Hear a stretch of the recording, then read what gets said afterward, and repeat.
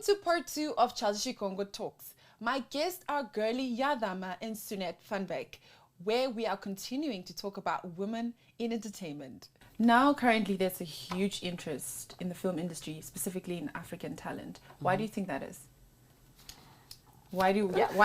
I think it's finally dawned on them because if you think of it, Africa is the cradle of humankind. And if you look at our history as a people, we have a lot of oral history, folklore, a lot of stories. Yeah. So I think that's why, and I think also because a lot of the time the focus was a lot more on Hollywood, on that side of the world. You know what I mean? Yeah. But now I think it's also because of the fact that Nollywood and I don't know what they call the South African film industry. Film production. What are they? There's Sollywood. I don't know, maybe Sollywood, the South Africa. It's got their own name, I don't know. Yeah. So it's a population thing because I mean, Okay. also if you're looking at streaming platforms, or they look at they create local content for local audience. Okay. So that's why Nigeria has done so well. That's why Kenya has done so well. That's why South Africa has done so well, because they look at population. Because for them, it's all about how many subscriptions do we get. In terms of subscription, that's money. They're looking at the bottom line. So that's where the interest now has come from, to where people realize, actually, these people can do what we do. Yes. Yeah. And We they've do. got ideas too. So, yeah.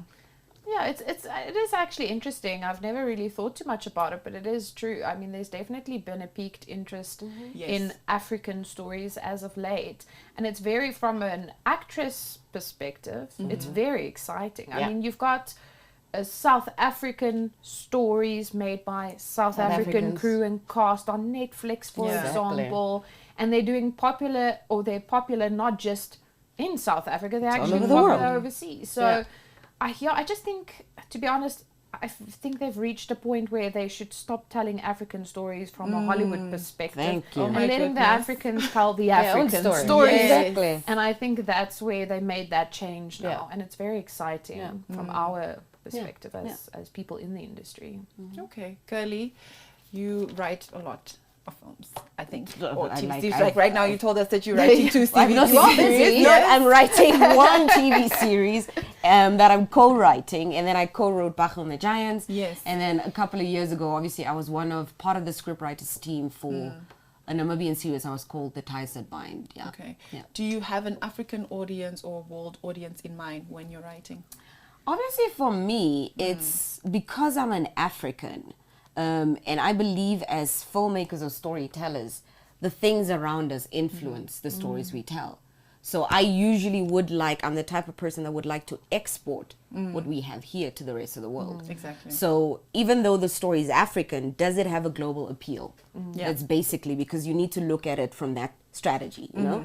So I create stuff for our audience. What are things that are relatable to our people? And am I being culturally sensitive? Am I being culturally truthful pertaining to how I depict a particular character? Yeah. Because that's very important for me. Okay. You know? Yeah. Is it easier to get a production noticed now by an international audience, as now we have the likes of Netflix and Showmax pushing African productions? Repeat the question. Is it easier to get a production noticed now by an international audience, as now we have the likes of Netflix and Showmax pushing African productions? Well, here's the thing. At least from a Namibian film industry perspective, the one issue that we always have is getting access to these streaming platforms. Because a lot of the times, a lot of the pitches that go on, like I said earlier, they look at population, audience reach. So usually South Africa has a lot more access, to those streaming platforms. And even if you go to film festivals, it's not like they put up a stall advertising themselves. They find you if they're interested in your content, not the other way around. Okay. And then to even try and find them is really, really hard. But I think it has shed, at least if I'm talking about at least from the perspective of Bachel and the Giants being the first Namibian film on Netflix. So I'm hoping that has opened doors for us as an industry where they've noticed that we can tell stories. So yeah, I think from that perspective, because also if you're looking at Showmax, a lot of the content that they're creating, it's obviously a lot like South Africa, and then obviously the Real Housewives and stuff. So it's their focus. I think that particular Showmax is obviously a platform created for Africans in terms of that. And Netflix just gives you a bigger reach in terms of audience reach because of their subscription. But yeah, it has. It has. So you do believe that this will give Namibian productions? I think so. An I think it's just, opportunity. I think it's just a question of like, we shouldn't give up. If you really want something, go out there and find it. Nobody's gonna give it to you on a silver platter. So that's why it's imperative to attend film festivals, because that's where you network and meet people. Because I might meet you and you might know the buyer for Netflix that is buying series, etc., etc. So that's the purpose of film festivals. You are marketing the product that you've created, and also then networking, and then also looking at possible collaborations, because then you can look at co-producing. Because I mean, if you're looking at financing also from the perspective of Namibia, the only funding body that we have is the NSC. And they get a certain budget from government every year. So imagine how many things can they actually fund. So usually it is good to look at, can I co-produce with, let's say, a South African, because they get funding from NFVFF and DTI, and the list goes on. So that's how you usually, so those opportunities, Amazing. Sunet, how is theatre doing in Namibia? Can you tell us? Theatre in Namibia. Theatre. Oh, you're asking the wrong person. A lot. We were just earlier just talking said about how I love film, and not theatre. theatre scares me a little bit. I actually always think that the theatre industry in Namibia has been, in my opinion, I don't know, Girley can give her thoughts, but it's actually been more developed than our film industry. I think even moving here, they've created a lot of opportunities for upcoming theatre actors, producers, directors, whatever, to get into the thing. They've had quite a few initiatives to try and get that off the ground. So theatre for me, obviously with the COVID pandemic, that has given a quite bad beating to a lot of industries, and theatre specifically, because without a crowd you can't have theatre. So obviously now I think it still has a way to recover after the COVID pandemic, but for me the theatre industry has already been on the right path in Namibia for some time now. The film industry has been more difficult to get in. I mean, my first project that I did in Namibia was a theatre production. So that I got quite early on after moving back to Namibia. Film was a lot more difficult to get in because there's not that many opportunities, but it's getting there. We're getting there. Okay. Girley, do you feel like you have to work harder because you're a woman of color? Like in a role, do you feel like you have to give 110% even though everyone's giving 100%? I think because we're not known as a people, as a country. There's always that challenge of what makes you think you're good enough to have a seat at this table? Do you know what I mean? So, but that's also stuff that I try and block out, because obviously, as you know, it will affect you as an actor if you're trying to bring politics into the craft. But it has, as a woman, yes, because I mean, if we look at NAM, it was, there were people like Oshosheni Hivelwa, them, that obviously opened, and Marinda Steinem, that opened the doors for filmmakers, female filmmakers in Namibia. But at that time, it was very male-dominated, you know, in terms of the people behind the scenes, not in front of the camera per se. So yeah, you do have to give 150%. But then it also depends on, you have to ask yourself the question, why do I feel I need to do more than what I am? Because then that also becomes a question of, is it a lack of personal insecurities? Is it a question of imposter syndrome that we suffer from? Am I good enough to do this? But yeah, it's harder. It's harder because it's obviously like you're a woman. And also if they look at your resume in terms of stuff that you've done, it's like, are you actually the person that is the right candidate to do this? But then also if people approach you and they say, Chelsi, I want you to write this thing, or I want you to produce it, or I want you to act in it. I always believe in the universe doesn't bring me anything that I can't handle. So the reason why it's coming to me is because I can do it.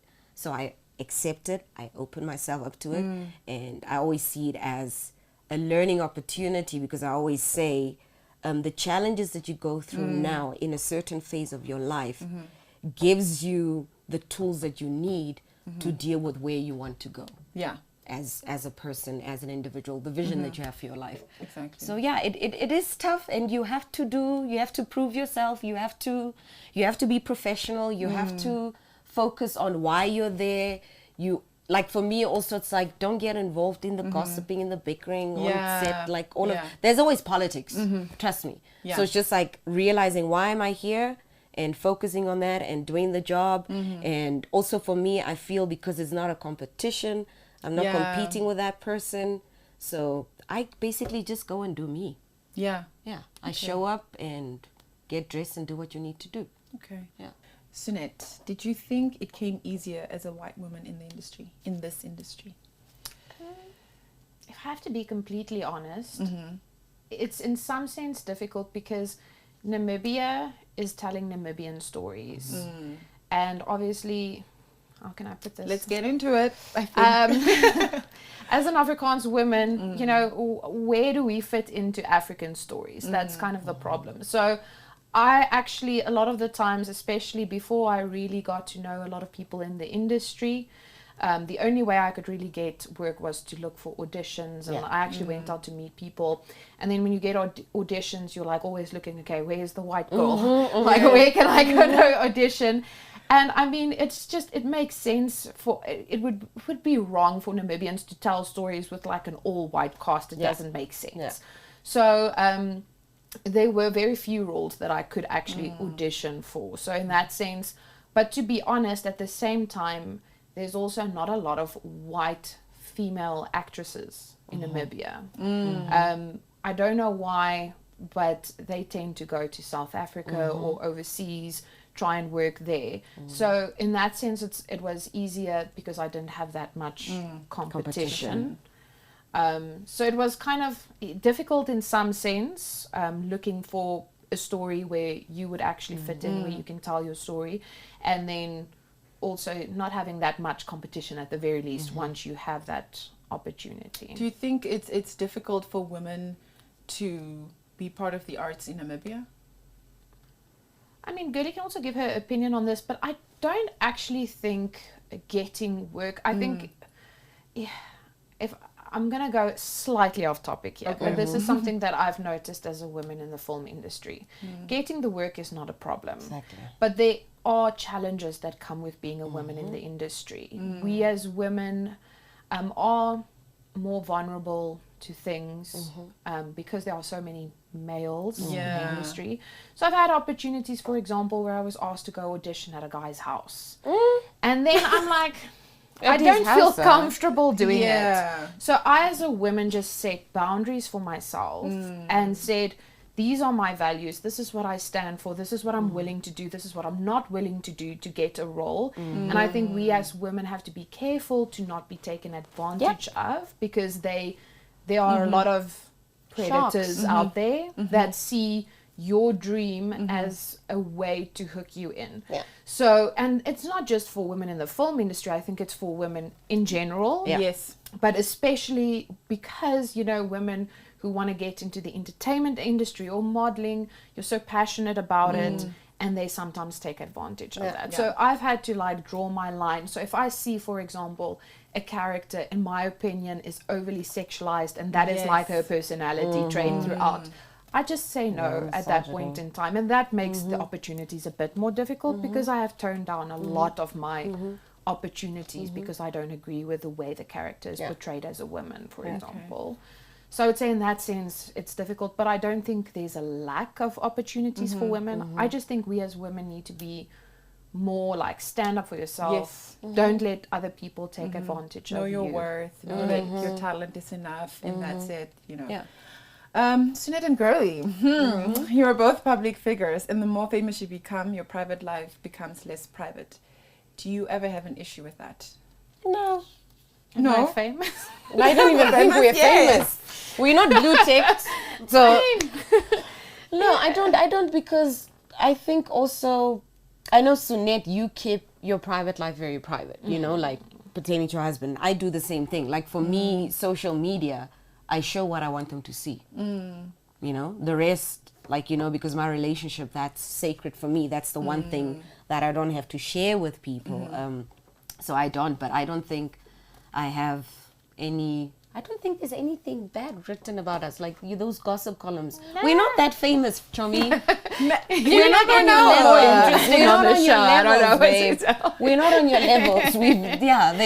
They don't have anything to write about, basically. Well, they have a lot to write about. They can. Don't we have like film critics in Namibia? Well, that's film critics. That's based off your. But don't they make you famous? Your performance, not your personal life. Ah, yeah. But I have to agree with Girley. I think it's dependent on how much you're willing to put out there. So I'm a very private person, and I've even gotten, I guess you could say, worse over the past few years, where I've gotten more private, and I've even taken a step back from social media in the last few years, because I wanted to, like, I think I saw a post that really touched me in this week that kind of describe how I feel at this point in time, where they say how your life feels is more important than what it looks like. Hallelujah, preach. And that's why I'm at this point where I'm like, I keep things private, because I'm focused on living my life and not necessarily putting it out there for the world. But I feel like that's so easy to say, because like for me in my case, when I won Miss Namibia, it's like I didn't have a say. It's like I immediately you became the people's person. Yes, the people's person. But I still feel like as a people's person, I am allowed to have my own private life. Yes, you are. But then yet again, that was taken away from me. So it's like I sort of didn't have a choice. I just had to sort of swallow that really hot potato and be like, you know what I can do in the spaces that I can, I'll try that. But still, that in itself, I can't be like, okay, so if I'm in a relationship, I can't tell my friends, because I don't know if they're gonna tell the tablets that I have, you know, because it's like they're not gonna go as Chelsi Shikongo, they're gonna go as the title. So I feel like the title has friends. What kind of friends do you have? But still, I just feel like you know what I mean. No, but I understand. Yeah. So I feel that to a certain extent, it's like I really can't control it. Yeah. Because it's like you said, I'm for the people, but still, and that's the type of stereotype that I want to break now. That, you know, it doesn't matter if you're a public figure or not. People are allowed to have their own private lives. People are allowed to have their own emotions. And you're not perfect either. Yes. So just trying to break that stereotype. Even yesterday I had a radio interview and the guy was like, oh, Miss Namibia, you're working. And I'm like, yeah, I have a day job. Exactly. And he was like, but I thought you just like point people and then they bring you stuff. And I'm like, that would be nice, but pays your bills. You got bills to pay. So I also told him, like, I want to break that stereotype of like, if you're a public figure, you're not allowed to be somebody that works. Because I even told him, I still pay my taxes. So that needs to mean something, you're still right? Human. Yes. Exactly. So, yeah, to a certain degree, I agree. Girley, you went through a very public divorce. Was that difficult being in the public divorce? Wow, it wasn't public divorce. There's like gossip about you, but clearly you got some lowdown. No, it wasn't a public divorce. Wasn't it public? Where did you hear that? I don't know. It's not public. Yeah, I got it's public enough that she knows that about she it. knows about it. No, it wasn't a public divorce per se. Like I said, like I don't think, like, I'm not that famous, guys. Like, there isn't material to write about me. My divorce wasn't public. It was private. It was between my ex-husband and I. It was amicable. In fact, we had one lawyer. Yeah. Oh, nice. That should say everything. Yeah. And I'll leave it at that. Yeah. Sunet, is your acting career on hold as you're soon to become a mummy? Not actually necessarily. It has slowed down quite a bit, obviously for reasons, but also not going to say too much because it's still very much in early talks, but I'm possibly going to work on a project still this year. So, I mean, it's slowed down. Obviously, you have to look at my priorities, like I mentioned earlier, has changed. I'm focused now more on my family or whatever. But it's definitely not that I'm letting go of my acting or putting it on hold per se. If the opportunity comes, I'll take it. I guess I'm more pickier of what I do now, just based on, I can't just leave the baby at home and be like, cheers, bye. Make bye. your own milk. So obviously I'll have to keep that in mind. So it's going to be a bit more of a challenge moving forward, but it's definitely not on hold now. Yeah. Or are you going to be like one of those moms that take the kids on set and then you just like, You're we're going to allowed figure to. it out? Yeah, it's just like, together. can we cut the scene? I just quickly have to feed my child. Yes, and just breastfeed there on set. Pumping. Like, I why would not? love to see They that. allow it. Really? Yeah. It's I just think all they about should, because at because the they've end of the done day, that. like, my child needs to eat. Exactly. No, I'm like, at the end of the day, you need me in the scene. I think they even Exactly. did that for Grey's, Grey's Anatomy, where a lot of the women were allowed to bring their babies, So they obviously in the trailer or whatever with the nanny. So in between the breaks, you can go check on the baby or whatever. So it depends also, the director and Yeah. the people that you're working with. Okay, so this next question is for the both of you. Most Namibians in the entertainment industry have part-time jobs. Do you think we will ever see that change as it is in other parts of the world? Do you ever see Namibian creatives becoming full-time and Yes. making a living off it? Yes, I think so. Sunet looks very skeptical. I look a little bit more. I think so. She's confident. I think so. I don't think it's impossible. I do think there's quite some time to go to get there.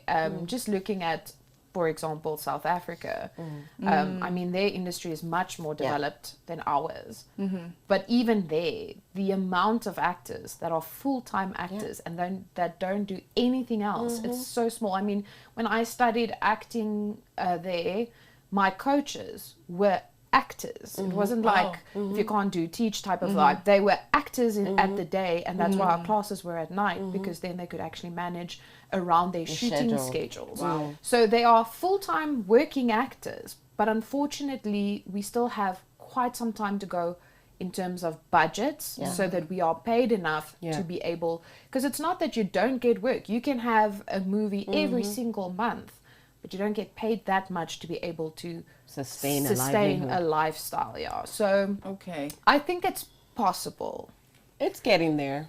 So you I think wouldn't it's getting there, encourage Namibian... No, don't get us wrong. No, we're not saying that. They should, because The more we get people involved, the faster bigger the it'll get industry there. So will grow. please get involved. Yeah. and, Okay. and I always encourage everyone, if you want to do acting, do it. Do it. Be realistic about it and understand that you might not be able to have the finances to sustain yourself, and you might have to do other things as well. But we live in such a cool world at the moment with technology that you can make a living doing Online. work at home. You Yeah. can do freelance work at home, and you can manage doing your acting. So there are definitely ways to do it, even if you can't make a full-time living off of acting right now. So what skills do you need? Like what top two skills can you share that you need to be a successful actor? Like what Top are the skills? skills. Top skills. Like what is that one thing that you're like, you must be able to take directions. okay. And I think you need to understand people. Yeah. Empathy. A lot of acting is reacting. And to be able to react to situations that you, for example, have never been in, you need to understand people, how they tick, why they do what they do. So there's a lot of psychology actually involved in acting. And I think being able to observe people, understand people, figure people out, that's a very, very useful skill to have. Okay. So yet again, question for you both. We had Zita and Shana on a previous podcast, and I asked them to write a question for you both, and their questions were Who's the first Zita one. and Shana, sorry? They were they were our previous guests. Okay. Yes. And Zita is a comedian, and Shana is a songwriter, singer. Okay. Yes. So we asked them to write two questions, or they each wrote a question that you both have to answer. Okay. The first Me question too. is, what made you decide to go into the profession that you're doing? Because it's the one place where I feel alive. And I think also for me it was because as a child I was a loner. I'm actually more of an introvert than an extrovert, which is weird to be an actor. Same. So it was a means for me to escape my reality. For me, it's just always, I've had fun playing with my imagination. Like, I remember my first report card in like when I was still like grade R or something. They Grade said, R? Yeah, they used to be grade R, baby. Oh, okay. Before the 90s. I was born after 90s, baby. On free, baby. Yes. but they still said she likes playing like imaginative Make-believe. games by herself. Yeah. And that's always been my That's thing. me. I'm always in my imagination and I love stories and I love storytelling. So I was just like, makes sense. Makes sense. The second question is, what as a creative would you like all Namibians to do as a creative to bring more awareness to artistry in Namibia? What can we do as a collective together? I think, we should rally together as an industry to encourage government to fund the industry a bit more. You know, because obviously that's the one thing when there's budget reviews that are being done. The one thing that gets cut is that, you know, it's the arts. Wow. Because also if you look at, I'm talking about now obviously from film perspective, the NFC only gets 3 million. 3 million A year. for the year. What can they do with that? If you Wow. fund one feature film, let's say that's 1.3, what are you left with? Then you have to do a couple of short films. So yeah, so they have a limited budget. So I think as an industry, we should rally together to obviously also show the government that actually the value that the industry adds. Because if you look at film creates, it's like a domino effect, ripple effect, because we rent vehicles. Yeah. Do you get what I mean? So that's transport. There's fuel that we need to pay for. We also touch on the retail industry where we have to buy costumes and wardrobe in shops. Fabric. There's locations, so that's tourism.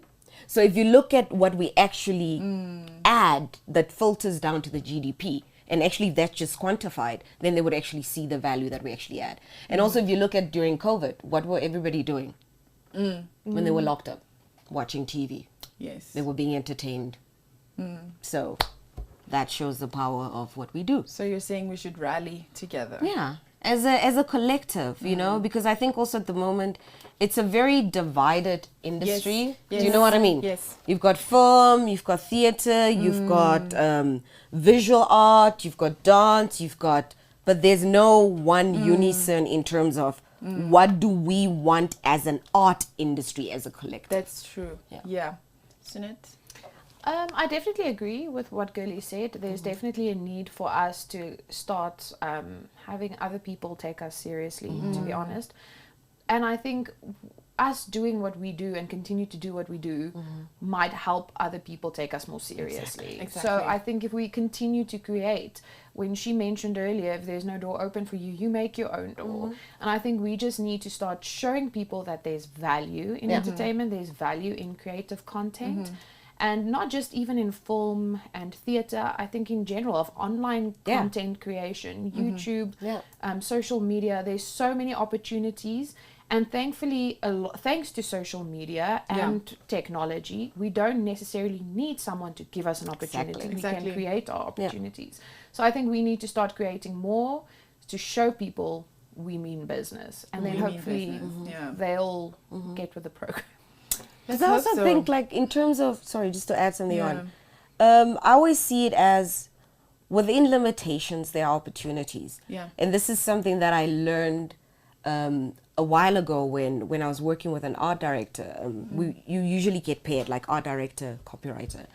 And I always used to freak out about, the brief has so many no's, mandatories, you can't do this, you can't do this, you can't do this, you can't do this. It's like, Girley, at least they've told us what we can't do. Yes. So now the world is our oyster. There's so many things you can do. They didn't say you can't use red. Yeah. So if you want to use red, you can now go crazy. So there's always opportunities in limitations. Yeah, I do believe that as well, because that's how I started Namibian Go Humor. It was just like this idea that I had, and I decided to put it out, and people supported me because of that. And now I could say that I actually do comedy, like storytelling comedy. So it really want to just see takes... Jennifer more. When is she coming back? I love that you remember, because a lot of people confuse it with Jessica. And then I'm always just like, who is Jessica? Jennifer. Sunet, do you know my comedy skits? Jennifer and Jonas. So curious now. Like I'm literally sitting here. I'm just like, okay, where can I find this? YouTube, figuring TikTok. out where I can go to go find this, because I'm very intrigued now. In one scene. So she plays a character called definitely gonna Jennifer. go check this out Then now. she plays Jennifer's boyfriend, who's Jonas. Then she plays Jennifer's friends. I'm Then she invested in plays this the now. I host need to people. know. Who's Jennifer? Jennifer is just an alter ego of 19-year-old me that was going through high school, and gossip was like the it thing for us. Like it was like tooth and nail. If you gossip about me, we go to your house, Take off the we hash it earrings. out. Yeah.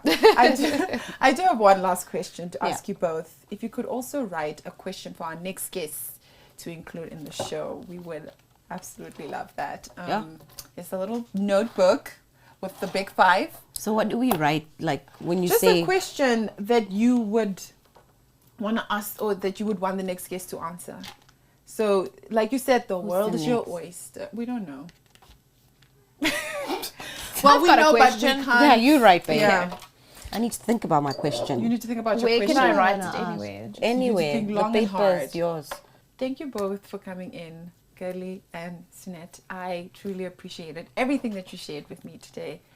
Absolutely taking notes like all the time. So thank you so much for coming and having this conversation with me about your experiences in your industry.